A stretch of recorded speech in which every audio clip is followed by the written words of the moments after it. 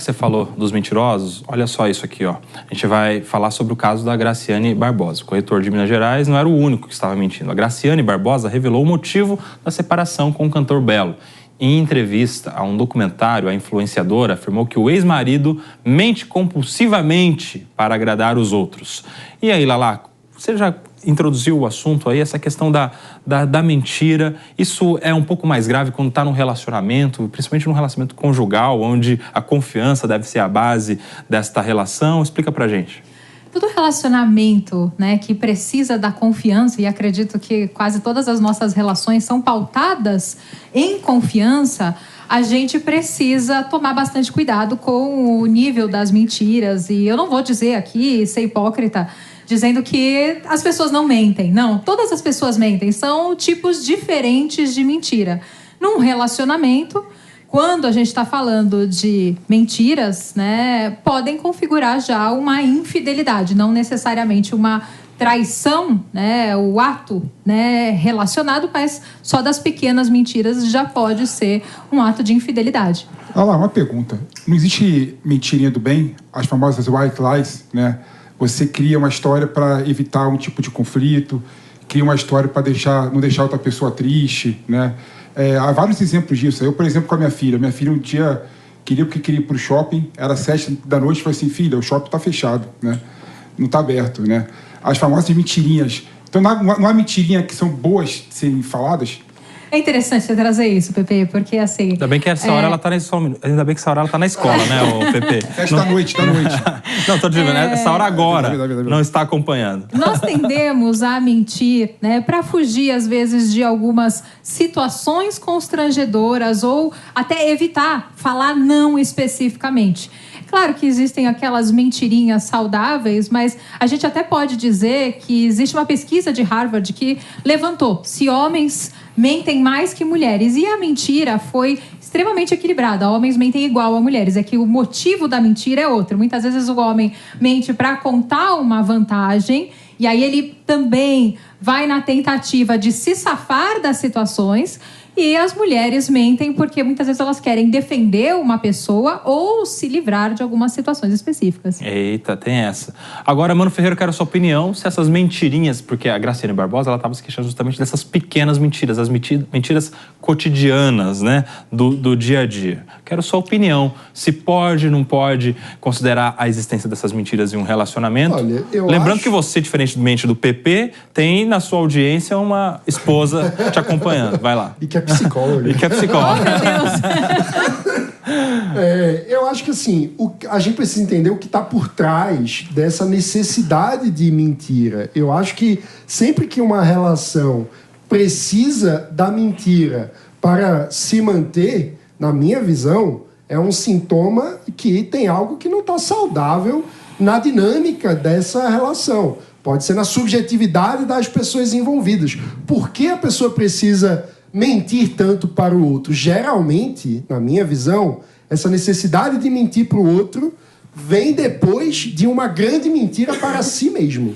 Então, a pessoa está se enganando sobre o próprio papel no mundo, sobre o papel na relação, o papel na família, e está tentando um jeito de sustentar essa grande mentira para si mesmo, inventando mentiras para o outro. Eu acho que isso é muito ruim, porque afasta as pessoas da liberdade individual, da autenticidade, daquilo que pode nos aproximar da realização da melhor versão de nós mesmos. Então, eu acho que encarar no espelho e tentar deixar a mentira de lado e trazer a sinceridade para a mesa é sempre mais saudável. Acho que seu casamento com uma psicóloga tem te ensinado bastante, né, Mano Ferreira? Faz sentido? É muito difícil, inclusive, mentir para uma psicóloga, né? A gente consegue ter um feeling e ter uma percepção da mentira, inclusive durante a clínica, mas a gente não se importa com isso, efetivamente, com os pacientes, né?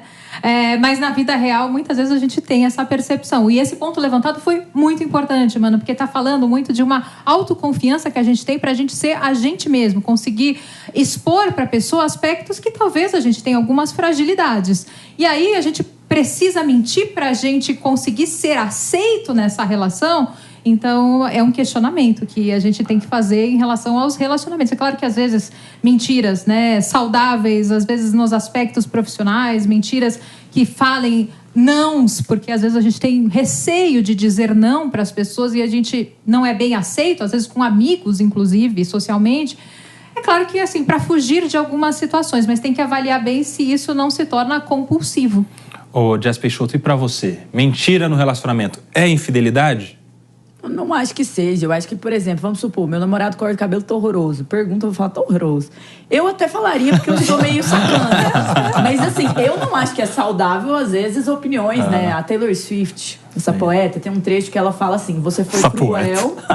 Você foi cruel com a desculpa que você estava sendo honesto. Então, eu acho que existe um limiar ali na tratativa que muitas vezes a gente fala de um jeito para ser mais carinhoso, para não magoar alguém. Eu acho que isso faz parte. Eu acho que isso... Não acho que necessariamente seja negativo. É o white lie. É a mentira do bem. Mas aí, quando a gente olha para esses relacionamentos, assim, como no caso dela, existe um contexto de traições, né? E aí, aquela mentira que às vezes ele chegou tarde em casa... Ah, não, é porque eu estava fazendo isso, mas na verdade estava traindo. Então é todo um desenho de uma conjuntura em que a mentira ela tem como único e exclusiva razão se proteger, enganar.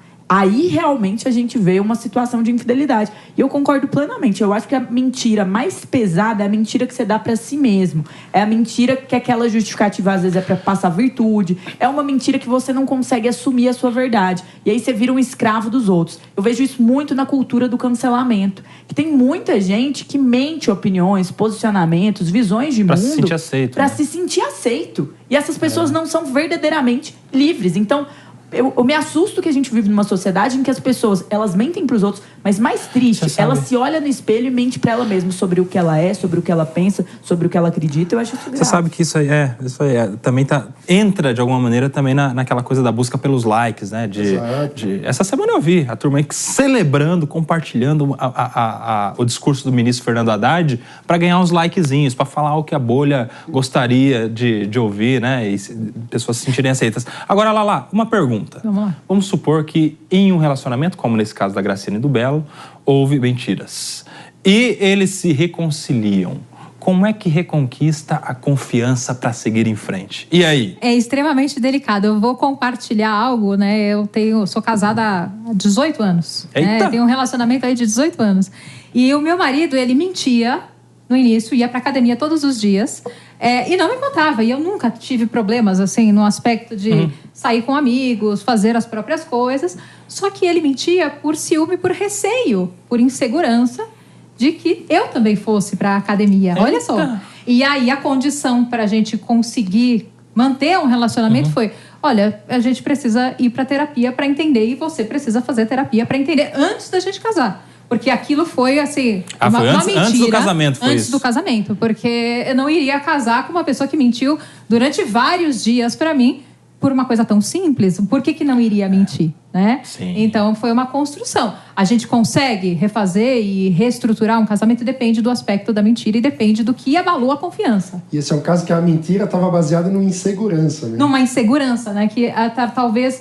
tem a relação muito do que a Jess falou, porque às vezes a gente mente por inseguranças e ciúmes. Ou seja, às vezes a mentira não é nem o meio para atingir tal objetivo. O meio é o sintoma de um problema anterior, como foi o caso Exatamente. De uma insegurança. Fala, Pepe. Agora, tem um ponto que eu acho importante destacar, que mentir dá trabalho pra caramba, né?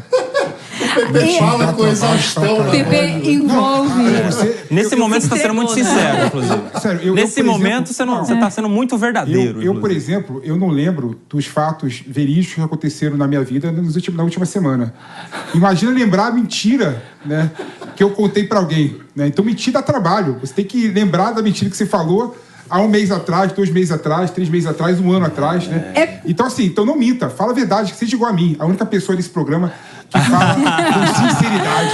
É por isso que tem um aumento da massa branca nos exames de ressonância magnética, porque envolve uma atividade cognitiva maior. O que é isso, a massa branca nos exames? Explica pra gente. A massa branca, né, no córtex pré-frontal, ela é responsável pelo nosso raciocínio lógico, pela nossa memória, pelo nosso processamento ali cognitivo, do raciocínio. Sim. Então, o que acontece? Os mentirosos, eles precisam desenvolver mais essa massa branca, né? Para conseguir mentir, se recordar e ter uma flexibilidade cognitiva, para conseguir ter jogo de cintura para lidar com as situações.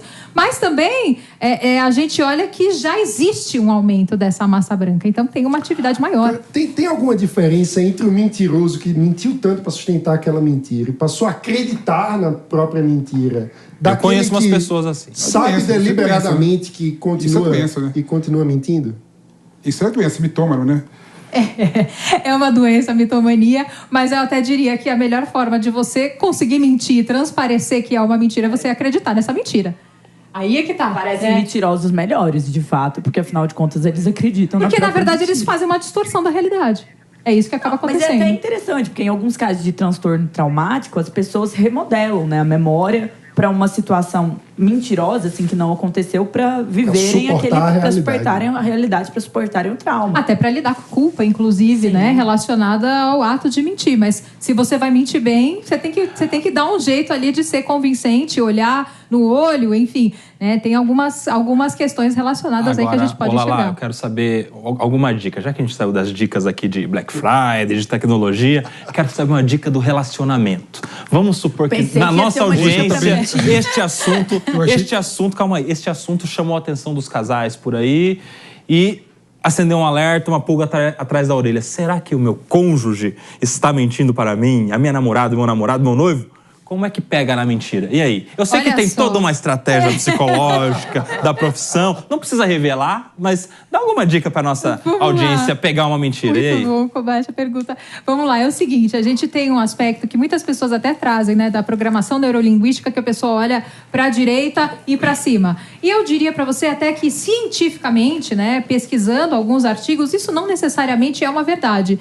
O que eu diria pra gente pegar uma mentira é a pessoa tá olhando no seu olho quando ela tá falando aquilo, faz uma pergunta pra ela numa forma invertida do que ela contou a história e tenta ver se ela consegue amarrar. Aí é uma boa forma de pegar mentira. Posso dar uma dica também? Ixi, rapaz, olha lá. Eu sou boa de pegar mentiroso, meus namorados sabem disso. Na realidade, quando eu tenho alguma dúvida de uma história que não fecha, eu costumo fazer uma pergunta, por exemplo, no dia ali, uma pergunta 2 semanas depois, uma pergunta 1 mês depois. Estratégica, né? Ela mantém. Meu Deus, que perseguição! Quase uma lava-jato. Se eu estivesse lá no Ministério Isso Público... é doença também, Tia. Isso é doença também. Não é doença. Eu vejo como uma estratégia até pra avaliar com quem você tá. Sangue frio, Mano Ferreira. E sou categórica, assim. Às vezes pego já a inconsistência e espero mais um pouquinho pra desenvolver inconsistência. Tanto que não mentem pra mim. Meu namorado não mente pra mim. Quando é que você passa na cara? Então, no final das coisas, eu espero. Aí eu lembro. Ó, você lembra que naquele dia, você escreveu aqui, ó. Tá escrito. Você tá mentindo. Você vai falar a verdade ou a gente vai ter que terminar? E aí é assim que se resolve. Sem querer defender o mentiroso, né? Mas ninguém lembra o que aconteceu exatamente há 1 mês atrás. Mas as ninguém lembra 1 mês atrás. Mas você cobrar a história real 1 mês atrás que aconteceu comigo, eu não vou lembrar. Pepe, se você está 100% presente no momento, a gente consegue ter algumas recordações. É que depende do nível de ansiedade que a gente está e o quanto que a gente está realmente presente. Não, eu descobri uma traição que não eu sofri, mas uma amiga, né? Eles fizeram uma viagem. Você é detetive também, é isso? Eu descobri a traição que minha amiga sofreu. Meu namorado era amigo, eles viajaram.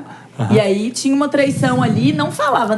E aí peguei no corte e contei pra ela, livrei do traste. Traição eu acho que devia ser crime. Quero me despedir de quem estava nos acompanhando pela rádio, mandando um abraço para o Flávio Marques, advogado, conselheiro da OAB lá de Rio Preto, que está na nossa audiência e mandou uma mensagem aqui. Um abraço para ele e para todos vocês que nos acompanharam pela rádio. Amanhã não, segunda, né, gente? Segunda às 10 da manhã, estamos de volta aqui na programação da Jovem Pan. Para você que está na TV, continuamos aqui com esse assunto, a gente descobriu no começo do programa que o David era DJ, lá em Presidente Prudente, e estamos descobrindo no fim que a Jess é detetive, uma investigadora de primeira. E mais do que isso, é X9, Jess. Mas investigadora, ele tem que na cadeia do PCC, você sempre acordaria com formiga na boca, né? Eu tô com a ética. X9 não. Não, ela é a do Ministério Público, ela não é do PCC. Ô, Lala, amarra essa situação aí. E também para a pessoa que é a vítima da mentira, como no caso da Jess ali, Como é que lida com isso? Às vezes as pessoas também ficam para baixo, né? Se sentem desvalorizadas, enfim. Qual que é a dica que você dá para essas pessoas que já foram enganadas e que estão sofrendo com a enganação? E que não têm a mesma frieza, sangue frio, o gelo de Jess Peixoto. Mas não significa que ela, tendo essa estratégia, ela também não sofra decepções. Claro. Talvez existiram expectativas e existem decepções. E a melhor maneira da gente lidar com essas decepções é a gente olhar e reavaliar e rever mesmo esses relacionamentos, né? E qual foi o grau, qual foi o nível da mentira que a pessoa contou, o quanto que isso é um limite para você. Porque às vezes tem mentiras que você fala, bom, eu também já menti nisso, já menti naquilo, e isso seria ok até para mim. Então é uma questão muito pessoal, né? Acredito que está relacionado com, tem situações que você fala assim, gente, isso, né, se justificou e ok, não deve acontecer, porque talvez você possa mentir além.